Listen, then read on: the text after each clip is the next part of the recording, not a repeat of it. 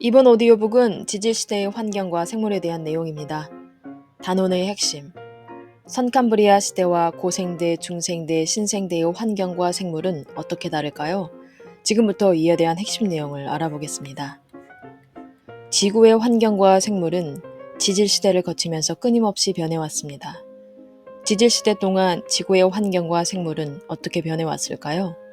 먼저 선캄브리아 시대의 환경과 생물부터 신생대까지 차례로 정리해 보겠습니다. 지질시대란 지구가 약 46억 년 전에 탄생하고 나서 인류가 문서로 역사를 기록하게 되기까지의 전 기간, 또는 지구 최고 암석의 연대인 38억 년 전부터 현재까지를 말합니다. 지질시대는 지층이 쌓인 순서인 상하 단계와 화석의 출현, 번영, 절멸에 입각해서 구분하고요. 지층이나 암석이 현재로부터 몇 년 전에 형성되고 지각 변동이 몇 년 전에 일어났으며 어떤 시대가 몇 년간 계속되었는지 등이 밝혀져서 지질 연대표가 완성되었습니다. 선캄브리아 시대는 약 38억 년 전부터 약 5억 4천만 년 전까지입니다. 선캄브리아 시대의 환경은 잘 알려지지 않았지만 생물들이 바다에서 생활했을 것으로 추정됩니다. 초기 지구에는 자외선, 태양풍, 우주선이 도달했는데요. 이 시대에는 오존층이 형성되지 않았기 때문에 강한 자외선이 지표에 도달해서 육지에서는 생물이 살 수 없었죠. 원시지구 기억나시죠? 그 빨갛고 무서운 그림 있잖아요. 온통 마그마 바다였고 유독 가스가 올라오는 그런 모습이었죠. 이런 이유들로 육지에서는 생물이 살 수 없었고 바다에서 단세포 생물이 출현했는데요. 남세균이 바다에 출현해서 광합성을 하기 시작하면서 바다와 대기에 산소가 축적되기 시작했습니다. 남세균은 광합성 세균이라고도 하는데요. 원핵 생물들 중에 엽록소를 이용해서 광합성을 하는 생물을 말합니다. 물에서 서식하며 단세포인 것도 있지만 일반 세균과는 다르게 실 모양의 다세포인 것도 있고 일반 세균들보다는 크기가 큰 편입니다. 시아노박테리아로 유명한 이 남세균류는 이산화탄소의 양이 매우 많고 산소가 거의 존재하지 않으며 존재하더라도 매우 유독한 형태로 존재한 원시 지구의 대기에 산소의 양을 늘리고 이산화탄소의 양을 감소시킨 지구에서 제일 먼저 광합성을 한 세균입니다. 지금 동물들이 산소 호흡을 통해 에너지를 만드는 것의 기초를 다진 세균이죠. 이 남세균에 퇴적물이 붙어서 여러 겹의 층을 이룬 스트로마톨라이트 화석이 산출됩니다. 말기에는 최초로 다세포 생물이 출현했고 에디아카라 동물군 화석으로 발견됩니다. 오스트레일리아 지역에서 발견된 에디아카라 동물군 화석 중 하나를 디킨소니아라고 합니다. 스트로마톨라이트는 조금 더 설명하면 물속에 떠다니던 진흙이나 탄산칼슘이 남세균 군집층 위에 달라붙으면서 마치 퇴적층이 쌓이듯이 층상의 줄무늬가 만들어지는데요. 이러한 퇴적 구조를 스트로마톨라이트라고 합니다. 약 35억 년 전에 남세균에 의해 형성된 스트로마톨라이트가 지금까지 알려진 가장 오래된 화석이죠. 선캄브리아 시대의 지층에서는 화석이 거의 발견되지 않는데요.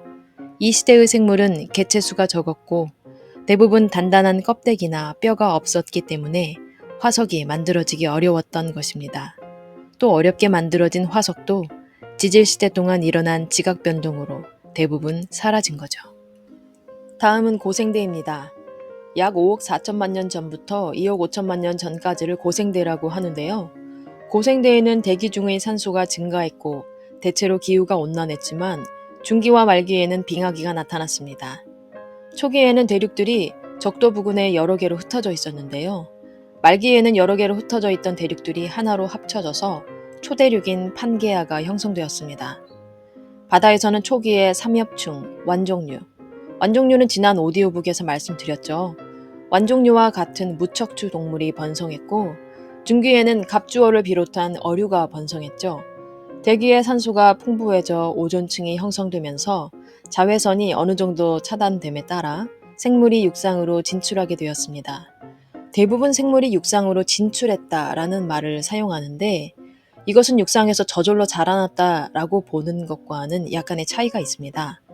진화론적인 관점에서 생물들이 새로운 환경에 적응하며 변화하고 다양성을 높이는 과정을 나타내는 건데요. 이전에 물속에서 살았던 생물들이 물을 떠나 육지 환경으로 적응하면서 다양한 종이 발전하고 번성했다는 것을 의미합니다. 이는 진화론적인 관점에서 생물의 다양성 증가와 종의 형성을 설명하는 개념 중 하나인 것이죠. 중기에는 다양한 양치식물이 출현해서 큰 산림을 이루었습니다. 양치식물은 고사리만 있는 게 아니에요. 인목이나 봉인목 등 다양한데요. 양치식물은 물과 양분의 이동 통로인 관다발이 있는 식물들 중에서 꽃이 피지 않고 포자로 번식하는 식물을 말합니다. 이 양치식물이 다량으로 묻혀서 현재의 석탄층을 이루었죠. 바다에서는 척추동물인 갑주어 같은 어류가 번성했고요. 말기에는 방추충이 번성했습니다. 방추충은 푸줄리나라고 하는데요. 발레를 굉장히 잘할 것만 같은 이름이네요. 이 지름은 5에서 15mm이고 내부는 벌집처럼 많은 벽으로 나뉘어져 있고 석회질의 껍데기를 가지고 있습니다. 몸은 원기둥이나 둥근 모양 혹은 방추형이 많았어요. 이름이 왜 방추충인지 아시겠죠? 이 고생대 말기에는 곤충도 많아졌고 날개의 길이가 70cm나 되는 잠자리도 살았습니다. 잠자리가 70cm라니 잠자리 눈이 굉장히 크겠어요. 논밭에 70cm짜리 잠자리들이 날아다닌다고 한번 상상해 보세요. 조금 무섭네요. 이 시기에는 양서류가 크게 번성해서 수백만 년 동안 육지를 지배했습니다. 이렇게 고생대에는 생물의 종류와 수가 급격하게 늘어났습니다. 자, 다음은 중생대입니다. 약 2억 5천만 년 전부터 약 6,600만 년 전까지를 중생대라고 합니다. 사이언스홀 과학 백과사전에서 찾아보면 중생대가 2억 4,700만 년 전부터 6,500만 년 전까지라고 되어 있는데요.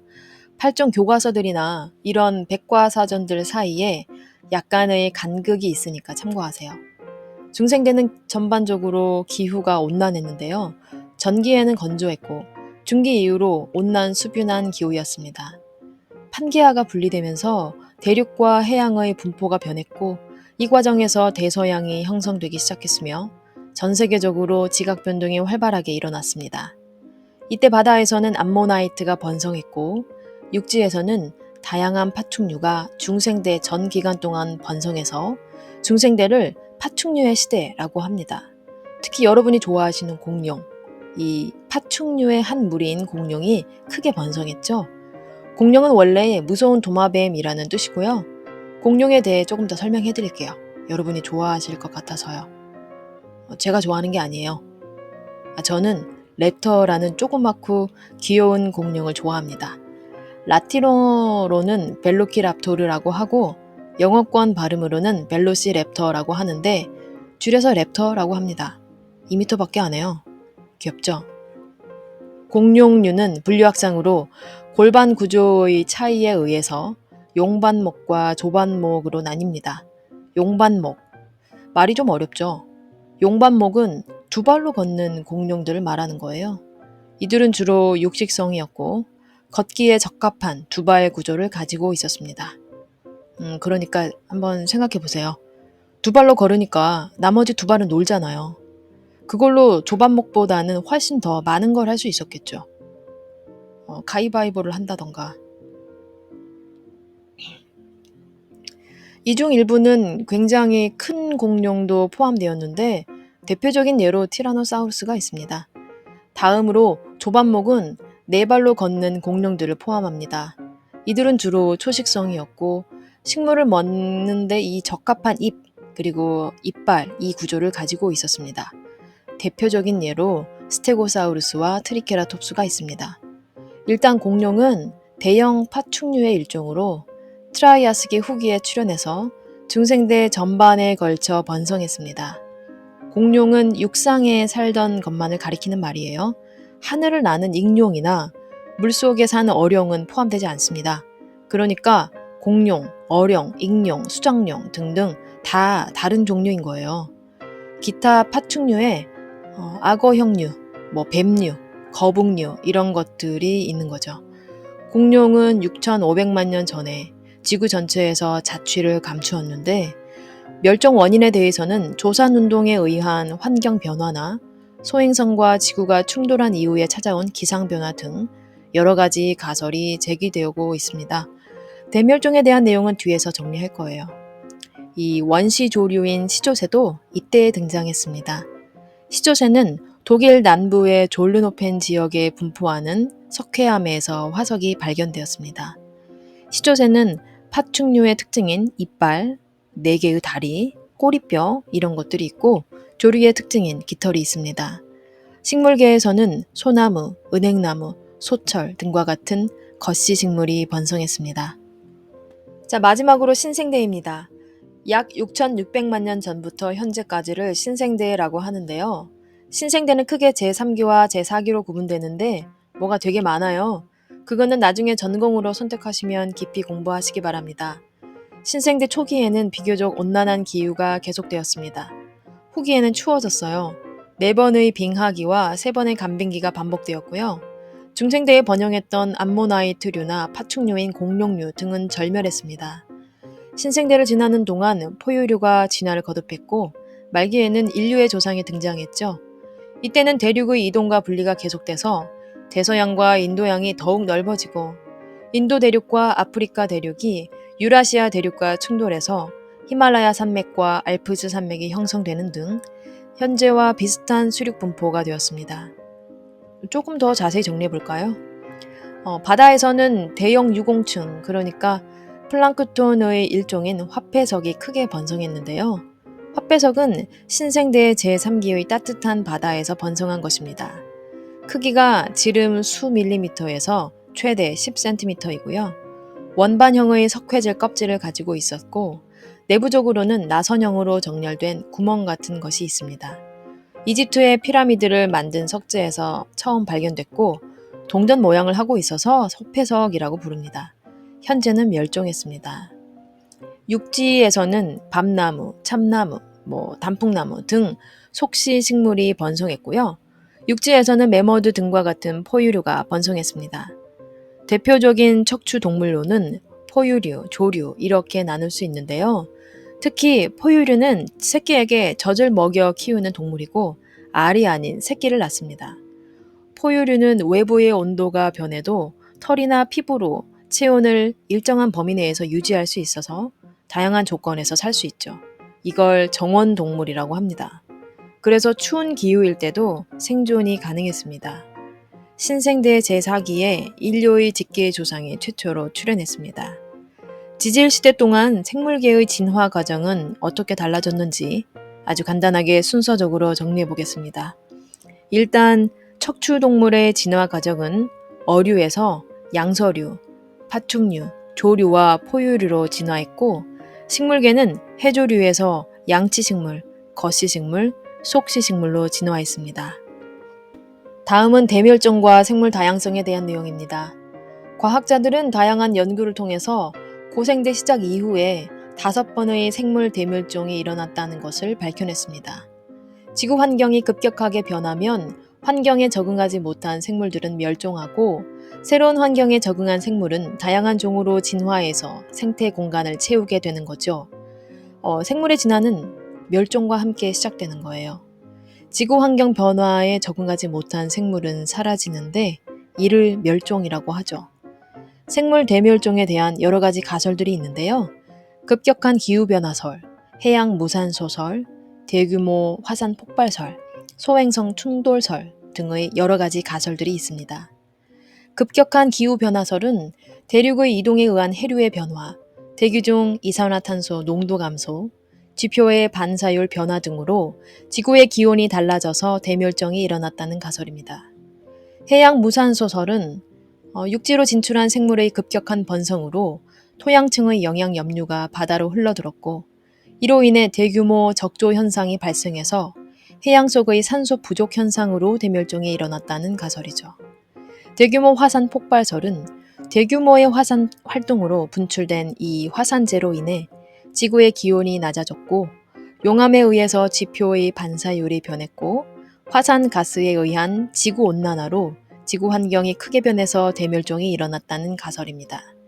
마지막으로 소행성 충돌설은 소행성이 충돌하면서 발생한 많은 양의 먼지가 대기 중으로 올라가 햇빛을 차단함으로써 지구의 기온이 낮아져서 대멸종이 일어났다는 가설입니다.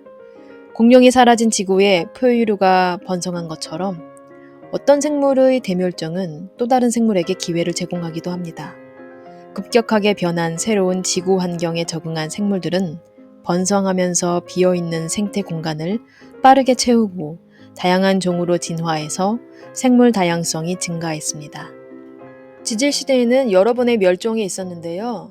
그 가운데 대규모로 일어난 5차례의 멸종을 대멸종이라고 합니다. 그러면 지금부터 고생대 이후 5번의 생물 대멸종은 언제 일어났고 생물계는 어떻게 변했는지 자세히 알아보겠습니다. 먼저 지질 시대를 세부적으로 구분해보고 전체적인 흐름을 파악해 보도록 하겠습니다. 지질 시대는 이연, 대, 기, 세로 구분합니다. 이연은 지질 시대를 구분하는 가장 큰 단위인데요. 지구상에서 다세포 생물이 번성해서 화석으로 발견되는 현생 이연과 그 이전의 생물이 생존한 흔적이나 화석이 거의 발견되지 않는 은생이연으로 구분합니다. 은생이연은 다시 시생이연과 원생이연으로 구분합니다. 대는 이연을 세분하는 단위이고요. 시생이연과 원생이연을 합쳐서 선캄브리아 시대라고 합니다. 현생이연은 고생대, 중생대, 신생대로 구분합니다. 기는 대를 세분하는 단위이고요. 선캄브리아 시대는 자료가 거의 없기 때문에 기로 구분하지 않습니다. 세는 기를 세분하는 단위이고요. 기를 더욱 세분한 시간 단위입니다. 신생대 고제3기는 팔레오세, 에오세, 올리고세로 구분하고 신제3기는 마이오세, 플라이오세로 구분하고 제4기는 플라이스토세, 홀로세로 구분합니다. 지질시대에 일어난 환경 변화와 생물 변천 과정을 정리해 볼까요? 이연, 대, 기, 환경 변화, 생물의 변천, 주요 화석 이 순서로 정리해 드릴 테니까 잘 들어보세요. 38억 년 전부터 5억 4천만 년 전까지는 시생이연과 원생이연으로 구분되는 선캄브리아 시대입니다. 선캄브리아 시대에는 지구가 굉장히 추웠어요. 이때는 광합성 생물인 남세균이 출현했고 주요 화석으로는 스트로마톨라이트가 있습니다. 5억 4천만 년 전부터 2억 5천만 년 전까지는 현생이연 중에서 고생대에 해당합니다. 고생대는 중기와 말기에 추운 시기가 있었습니다. 고생대를 기로 세분하면 캄브리아기, 오르도비스기, 실루리아기, 데본기, 석탄기, 페름기 순서입니다. 캄브리아기와 오르도비스기에는 생물이 폭발적으로 증가했고 삼엽충과 필석류가 번성했습니다. 삼엽충은 고생대 전기를 걸쳐 주요 화석으로 남아있고 오르도비스기와 실루리아기에는 필석이 있습니다. 고생대 실루리아기와 데본기에는 오존층이 형성되었는데요. 실루리아기에는 육상생물이 출현했고 데본기에는 어류가 번성했습니다. 이렇게 번성한 어류가 데본기의 주요 화석이 되었습니다. 고생대 석탄기에는 파충류가 출현했고 양서류와 양치식물이 번성했습니다. 고생대 석탄기와 페름기에 걸쳐 주요 화석으로는 방추충이 있고 고생대 마지막 페름기에는 대륙이 모두 한 덩어리로 모여서 판게아가 형성되었으며 대륙붕의 면적이 감소하고 해류의 흐름이 바뀌었으며 거시식물이 출현했습니다. 다음은 2억 5천만 년 전부터 6,600만 년 전까지를 중생대라고 하는데요. 이때는 대륙이 흩어지면서 대륙붕의 면적이 증가하고 해류의 흐름이 바뀌는 등 해양 환경이 변했습니다. 중생대는 전기간에 걸쳐 대체로 따뜻했고요. 중생대를 기로 세분하면 트라이아스기, 쥐라기, 백악기로 나뉩니다. 트라이아스기에는 포유류가 출현했고 쥐라기에는 파충류가 번성했으며 거시식물이 번성했습니다. 백악기에는 속시식물이 출현했고 중생대 전기를 걸쳐 공룡과 암모나이트가 주요 화석으로 남았습니다. 마지막으로 6,600만 년 전부터를 신생대라고 합니다. 현재와 유사한 수륙 분포가 형성되었고요. 후기로 갈수록 점차 지구의 평균 기온이 하강했습니다. 신생대 후기는 제4기라고 하는데요. 4번의 빙하기가 있었고 평균 기온이 하강하면서 육지에 쌓인 눈이 녹지 않아 대륙 빙하가 증가하고 해수면이 하강했습니다. 신생대를 기로 세분하면 고제3기, 신제3기, 제4기로 구분할 수 있습니다. 고제3기와 신제3기에는 속시식물이 번성했고 주요 화석으로는 화폐석이 있습니다. 제4기에는 포유류가 번성했고 인류의 조상이 출현했습니다. 그리고 메머드가 주요 화석으로 남았습니다. 간략히 이연, 대, 기 순서만 정리해볼까요? 이연은 시생이연과 원생이연, 그리고 현생이연으로 구분하고 시생이연과 원생이연은 선캄브리아 시대로 기로 세분하지 않습니다. 현생이연은 고생대, 중생대, 신생대로 구분하고 고생대는 캄브리아기, 오르도비스기, 실루리아기, 데본기, 석탄기, 페름기로 세분합니다. 중생대는 트라이아스기, 쥐라기, 백악기로 세분하고 신생대는 고제3기, 신제3기, 제4기로 세분합니다. 이제 대멸종으로 넘어가 볼까요? 먼저 구분과 시기를 정리하고 세부 내용으로 들어가 보겠습니다. 1차 대멸종은 고생대 오리도비스기 말, 2차 대멸종은 고생대 데본기 말, 3차 대멸종은 고생대 페름기 말, 4차 대멸종은 중생대 트라이아스기 말, 5차 대멸종은 중생대 백악기 말입니다. 여러분 혹시 과에 대해 알고 계시나요? 다들 잘 알고 계시겠지만 한 번만 언급하고 가겠습니다. 과는 생물의 분류 단계 중 하나인데요. 생물 분류 단계에서 가장 큰 단위는 계이고 계 이후에는 문, 강, 목, 과, 속, 종 이 순서로 나타납니다. 궁금하신 분들은 생물의 분류 단계를 한번 검색해 보시기 바랍니다. 1차 대멸종은 오르도비스기와 실루리아기 사이에 발생했는데요. 조개나 완종류, 산호 같은 것들이 멸종했고 바다 전갈과 삼엽충 중에서 다수의 종이 연달아 멸종했습니다. 1차 대멸종 이후 광합성 생물들이 공급한 이 산소가 대기에 쌓이면서 오존층이 형성되기 시작했고 이 때문에 해안가와 호수 가장자리로 생물권 영역이 확장되었습니다. 2차 대멸종은 대본기 대멸종이라고도 하는데요. 갑주어 등의 초기 어류들과 산호초를 구성하던 산호들이 거의 대부분 멸종했습니다. 2차 대멸종 이후 기후가 온난해지면서 육지에 석성류와 나무고사리, 소철 같은 것들이 거대한 숲을 이루었고 거대 절지동물이 나타나 번성했습니다. 3차 대멸종은 페름기 대멸종인데요. 지구 역사상 가장 큰 규모의 대멸종이었습니다. 해양 생물의 대부분과 육상 생물의 약 70%가 한꺼번에 멸종했는데요. 소수의 양서류가 살아남았고 식물 중에서는 양치류의 피해가 컸습니다. 곤충은 거대 비행 곤충류만 멸종해서 상대적으로 피해가 적었습니다. 70cm짜리 잠자리가 생각나네요. 다음은 4차 대멸종인데요. 트라이아스기와 쥐라기 사이에 발생했습니다. 비교적 오랜 기간에 걸쳐 대멸종이 일어났고요. 육지에서는 파충류의 피해가 컸고 일부는 살아남아서 포유류로 진화했습니다. 바다에서는 산호나 암모나이트류의 피해가 컸습니다. 4차 대멸종 이후에는 파충류가 지배하는 시대가 되었습니다. 바다에서는 어룡과 수장룡, 하늘에서는 익룡, 땅에서는 공룡이 번성했습니다. 5차 대멸종은 백악기 대멸종인데요. 해양 무척추 동물의 피해가 컸습니다. 산호류의 대부분이 멸종했고 여러 대멸종을 거치면서 살았던 암모나이트도 이 시기에 멸종했습니다. 파충류는 공룡과 익룡 등이 멸종했고 악어류와 조류, 포유류만 살아남았습니다. 겉시식물이 사라지면서 속시식물이 번성했고 바다와 육지 모두 파충류 등의 포식자들이 사라지고 포유류가 번성하게 되었습니다. 마무리하겠습니다. 단원의 핵심. 선캄브리아 시대와 고생대, 중생대, 신생대의 환경과 생물은 어떻게 다를까요? 선캄브리아 시대 초기에는 대기 중에 산소가 없어서 오존층이 형성되지 않았습니다.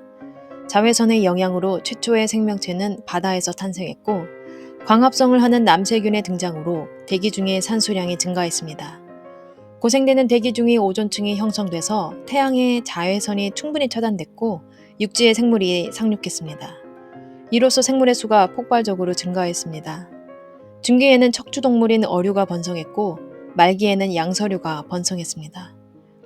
중생대는 빙하기 없이 대체로 온난했고 판게아가 분리되었으며 암모나이트, 공룡, 겉시식물이 출현했습니다.